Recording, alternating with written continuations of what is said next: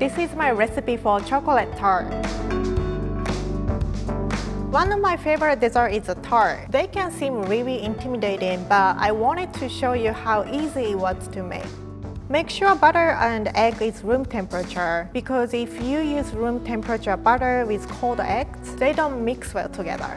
When you mix butter and egg, you can use hand mixer or whisk. But once you add flour, you should switch to spatula, because you don't want to create a lot of gluten, because the cookie dough will become tough and hard if you overmix. Some baking recipes say to leave the butter at room temperature, but they don't mention that eggs should also be room temperature, which is very important in recipes like this one. You also want to rest the dough for 30 minutes so it relaxes the gluten, and also the dough is really soft, so you want to make the butter a little harder and it's easier to roll it out. If the dough breaks when you are molding it, it's okay. You can patch it with leftover dough. Make sure to poke holes so that the dough doesn't puff up. If you make something difficult to make and you make it really well, it can boost your confidence. So this tart is great for any beginner cooks who wants to challenge themselves a little bit.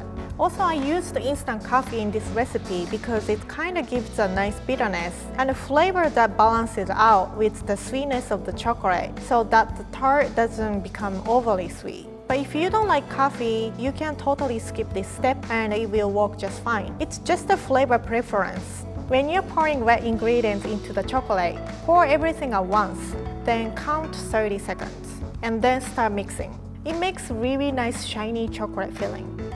Also make sure to use good quality dark chocolate, because this recipe is very simple, so quality is very important. So when you bake it, make sure to take the tart out when the center part is slightly jiggling, because if you overcook it, the chocolate filling starts cracking. Shake a little bit, and if the center slightly jiggles, that is when you have to take out from the oven. This recipe I learned from a pastry chef I used to work with at the restaurant in LA. So it's totally restaurant quality dessert, and you can impress anyone who loves chocolate. This chocolate tart is silky and rich, so you will be satisfied just like tiny slice. This recipe seems a little bit challenging, but if you follow step by step, you can totally make it and you will be impressed by yourself. Impress yourself first and impress other people next. And it's totally worth it. Thanks a lot. I cannot be Alex. So a few years ago, there was a trend where you roll up apple slices onto a pastry and made a little tart. So I was wondering if there was anything I could make that would look pretty like that. And I came up with this idea using crepes instead of pastry. I wasn't sure if it's gonna work first, but I tried it anyways. And when I think of crepes, my favorite filling is strawberry and whipped cream. So instead of apples, I decided to use strawberries.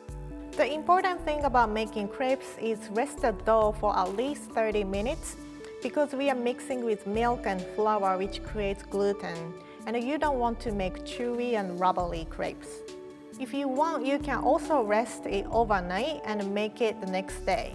I chose cream cheese filling because it's a little thicker, so easy to work with.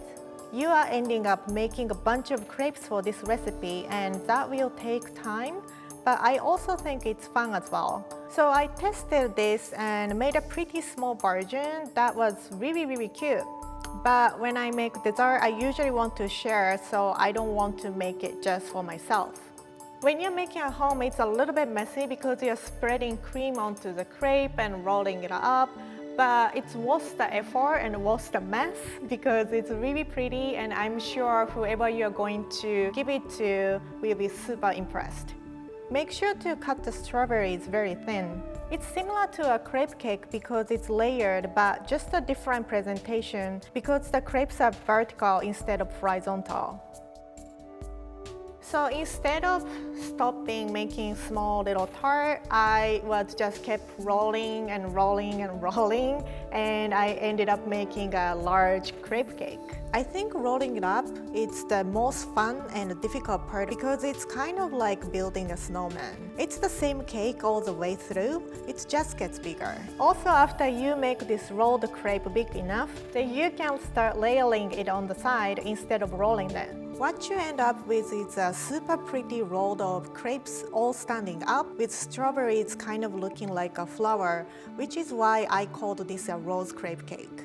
This is a perfect dessert to bring an afternoon tea party or just to make with your friends sometime. I was filming this recipe late at night because I wasn't sure if it's gonna work, so I was kind of testing and shooting at the same time. And Alex and Scott was also shooting late at night, so we shared together and both of them are super impressed. So this recipe is something I'm really proud of because I've never seen this type of cake before. So I would like you to make it, and I also want you to be proud of it.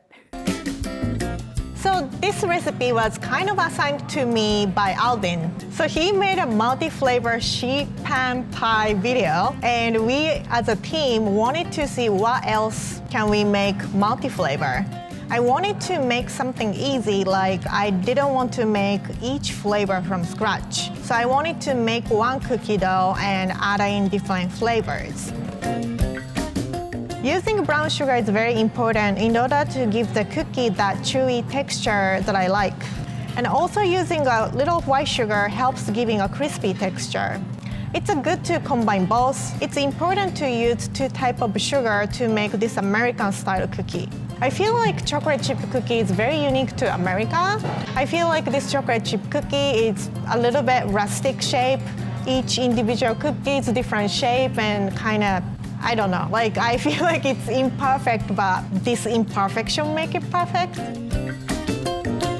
We kind of came up with simple flavor combinations that everyone likes, like chocolate chip cookie and peanut butter and white chocolate macadamia nuts, which is something that's underrated, I think.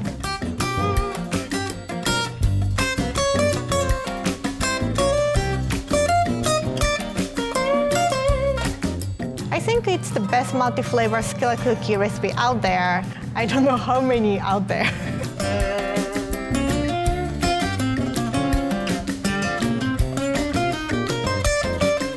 I used parchment paper to bake so I can take it out and transport it to a plate.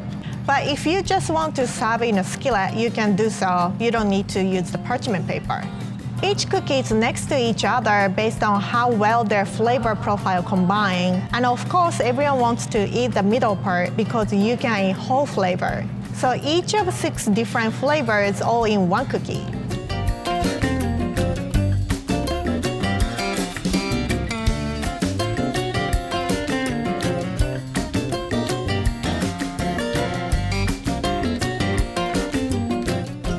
Also, I cut it in pieces so you can enjoy different flavor combinations like chocolate chip cookie with peanut butter cookie and a white chocolate macadamia cookie with double chocolate cookies.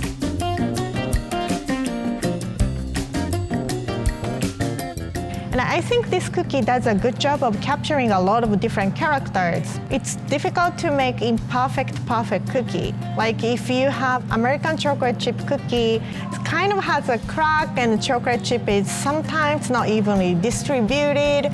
It may have a dent somewhere, but it's cute in a way. A whole imperfection makes a great cookie perfect. It's not something you can intend it to make it that way, but it happens that way, but it's perfect in that way. Not sure if you get it. I feel like I'm talking about cookie philosophy. I don't know, I think you just try it, make it, and maybe you understand what I'm talking about. So I was looking on the internet and found this really cool cookie called shaka shaka cookies. Shaka shaka is onomatopoeia for shaking noise in Japanese. So when you shake something and make noise, that is shaka shaka.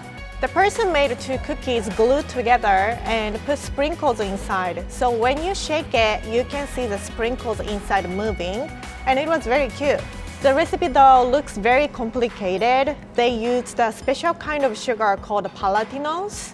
which is not sold in regular grocery stores. So I wanted to make it, but make it very simple so everyone can make at home. That's something I always wanted to include in my video. That's something everyone can make at home. That's the great thing about Tasty, I think. And making this cookie was very fun. I made this video for Tasty Junior initially, and I had the opportunity to work with kids. It was very fun to cook with little girls, especially the child actor I worked with. She was so impressed. She told me I could be a chef in the future and I should open a restaurant. And it was very cute and sweet.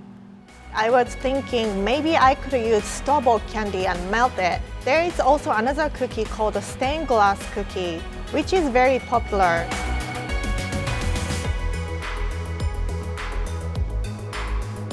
So I used the Jolly Luncher instead of the special sugar and put two cookies together with white chocolate so it tastes better.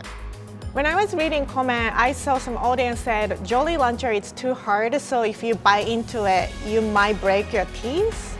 But when you bake it, Jolly Luncher spread very thinly. So don't worry about breaking your teeth. You won't break your teeth. I'm looking out for you. This video became viral and I saw a lot of people make it. I also saw some people made it for a bake sale, and it's a great feeling when someone actually make it and have fun with it. I think also Shaka Shaka cookies is a cute name for Japanese cookie, but if you translate it, it's become Shake Shake cookie, which is not so catchy. It was our general manager Ashley who was sitting next to me and said, "Oh, that looks like an aquarium." So that's why I named it. So don't be afraid of breaking your teeth. It's actually tasty, kids loved it. And you can customize it. You can put love letter in it and make it fancy. Make it fancy. Make it fancy.